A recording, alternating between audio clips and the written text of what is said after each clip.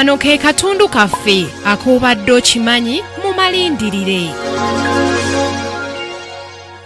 Nga bw'olaba mu Buganda bwe tubuyita obwa kabaka ne Rwenzururu obwa kabaka buyitibwa Obusinga. Mu nsozi z'e Rwenzururu gy'osanga Obusinga bw'e Rwenzururu mu maserengeta ga Uganda ku nsalo ezawula Uganda ne Congo. Obusinga buno bukolebwa disitulikiti 3 okuli Bundibujo, Kasese ne Ntoroko. Ebika ebikola Obusinga bw'e Rwenzururu biri bibiri byokka okuli abakonjo n'abamba nga n'olulimi olusinga okwogerwayo Lukonzo n'Oluzongo nga weewaawo waliyo n'ennimi endala. Obusinga buno bwajja butya?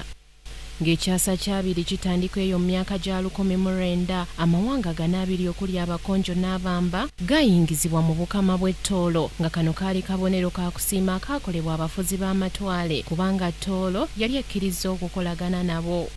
Wabula bo balirwana ba ttoolo abanyolo baagaanira ddala okukolagana n'abazungu mu keediimo ke baayita Nyangire, naye nga kino tekyalemesa bazungu kwongezaayo nkolagana yaabwe n'ettoolo.